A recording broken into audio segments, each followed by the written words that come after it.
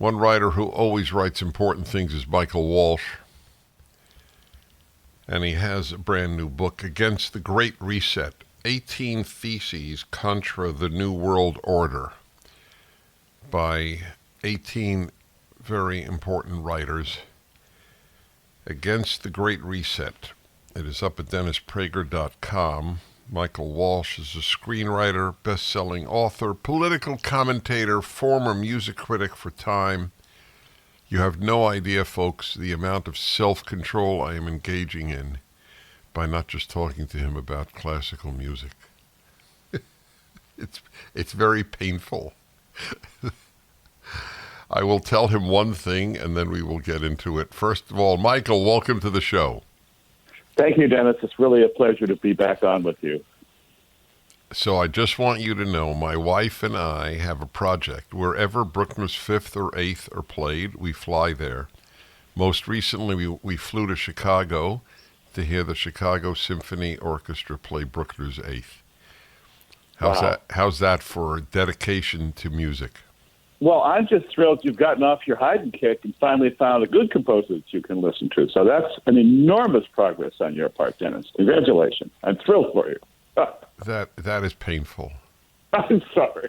When are we going to do our U.S. tour where we talk about Haydn and Mozart for 2.5 hours? We could fill stadiums. Stadiums, absolutely, exactly, of the deaf. The deaf will show up. I'll tell you, Bruckner's Eighth is the most magnificent symphony ever.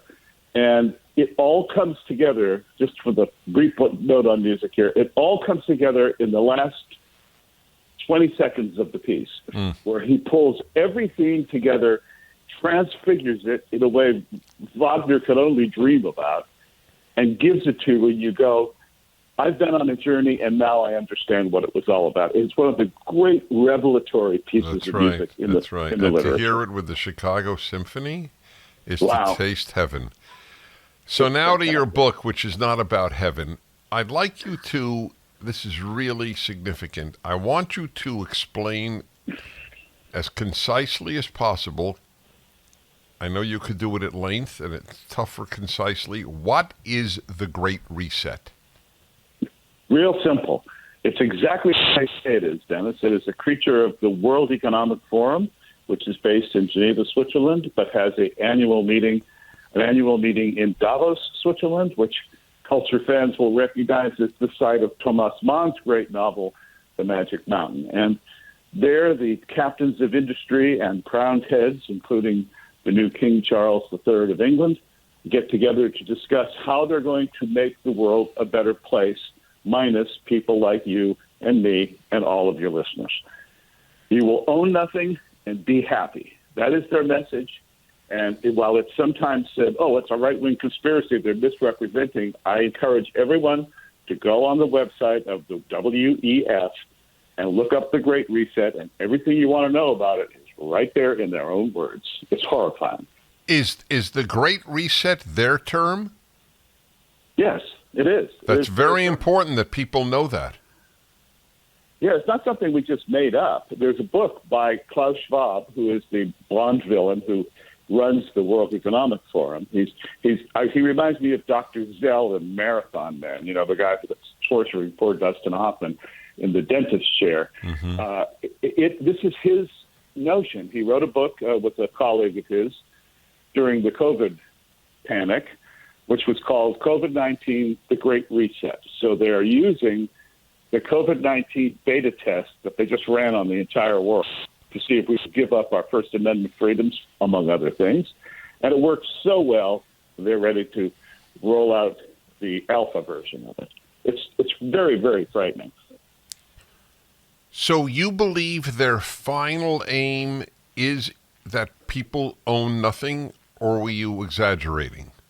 No, that is, they say that. They have a video that actually says you will own nothing and be happy. What they want us to do is live in high-rises, because this is all uses the climate change hoax as a excuse to impose the new lockdowns on us.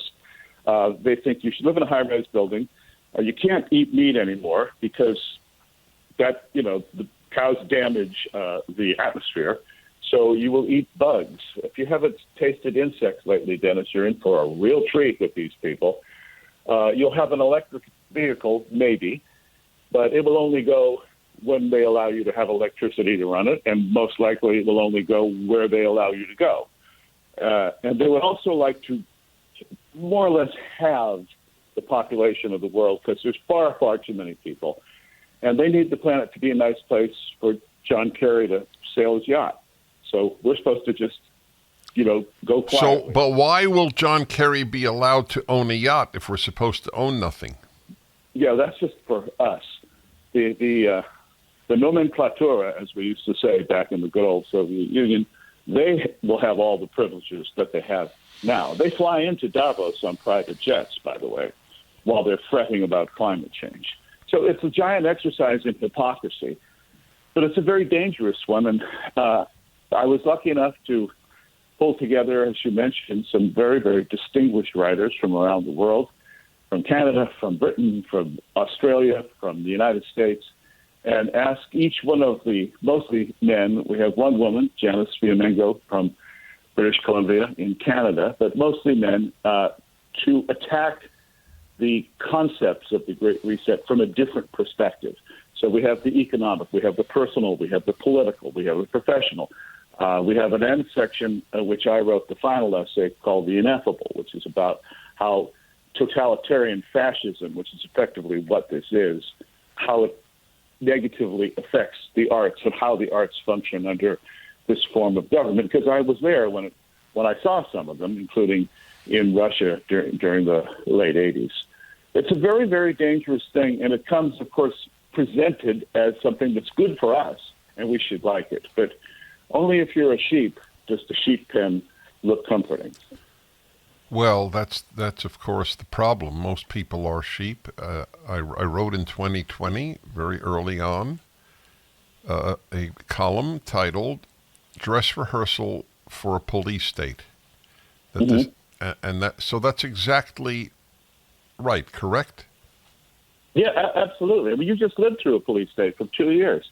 Can you believe, Dennis, you and I haven't talked for a while, can you believe that we gave up our freedom of speech, our freedom of assembly, our freedom of worship? We just gave it up for no reason whatsoever. And I am stunned as a Catholic that the Catholic Church rolled over so disgracefully that it makes you almost never want to go back in its doors again. They really let it Well, if down. it's of any consolation to you, it's as true for Protestants, Jews, and Mormons.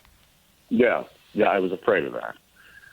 So this is what we're facing. People will be, remember, people, you know them better than I do. Yeah, they will always do the thing that they think is the right thing. And they don't realize the devil, that's how he works. Why would he say, hey, go do something evil? No, most people would go, get thee behind me, Satan. But when the devil says, oh, it's very good, it's going to help the planet, it's going to this, it's going to be that, it's going to be that, and then in you go, and the door slams, and you're done. So watch out. Anyway, we have great, great writers, Conrad Black, Michael Anton, Roger Kimball, the late Angelo Codevilla, in what I think is his last major essay. Yeah, you dedicated the book to him. We did, yeah, because he was such a great man and he was just the embodiment of what you might call a classical liberal, right? He was well-educated. He's Italian. He has all the culture that Italy, he just embodied that. And I was so proud to know him, unfortunately, near the end of his life. We have Richard Fernandez. We have David Goldman, who is one of the most brilliant thinkers in America today. It's really the 27 Yankees of center-right thought, and we're very proud that it's doing very well. The book is up at DennisPrager.com, folks. It's called Against the Great Reset, and it's by 18 terrific writers against the New World Order, the Great Reset.